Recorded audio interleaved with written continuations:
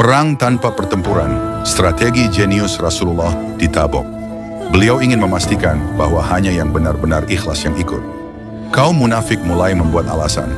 Sebagian berkata, panas sekali musim ini. Allah menurunkan ayatnya sebagai teguran. Katakanlah, api neraka jauh lebih panas. Riwayat dalam Sahih Muslim dan At-Taubah. Ada pula yang menyembunyikan diri di rumah, berharap tidak dipanggil. Tapi Rasulullah tidak memaksa. Beliau ingin melihat siapa yang sungguh-sungguh dan siapa yang mencari-cari dalih.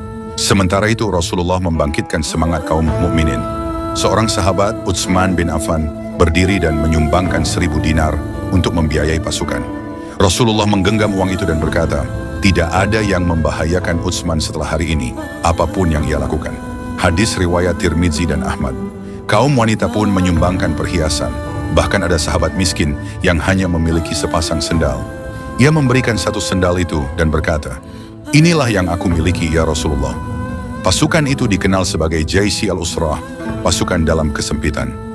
Dalam perjalanan menuju Tabuk, pasukan berjalan sangat lambat. Unta hanya sedikit. Rasulullah dan beberapa sahabat bergantian naik dan turun unta. Tidak sedikit sahabat yang pingsan karena kehausan. Ada yang meminum air dari kulit hewan yang dikeringkan. Rasulullah menghibur mereka. Beliau mengangkat tangan dan berdoa, ya Allah, turunkanlah hujan bagi kami.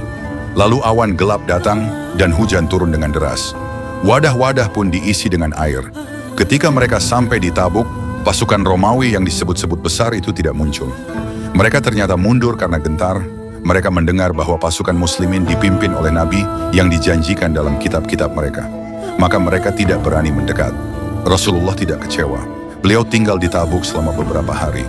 Selama itu beliau menjalin perjanjian damai dengan suku-suku Kristen Arab yang sebelumnya berada di bawah tekanan Romawi. Mereka lebih memilih perjanjian damai dengan Rasulullah daripada menjadi alat Romawi.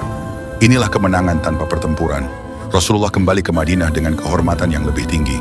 Daerah perbatasan yang sebelumnya genting, kini aman di bawah perjanjian Islam. Rasulullah tidak mengangkat pedang, tapi mengangkat wibawa dan kecerdasan. Perang Tabuk bukan tentang pedang, tapi tentang transparansi pemimpin dalam menentukan arah. Ujian keikhlasan, siapa yang benar-benar mencintai Allah dan Rasul-Nya. Kekuatan logistik dan diplomasi. Kemenangan yang lahir dari kesabaran, bukan kekerasan.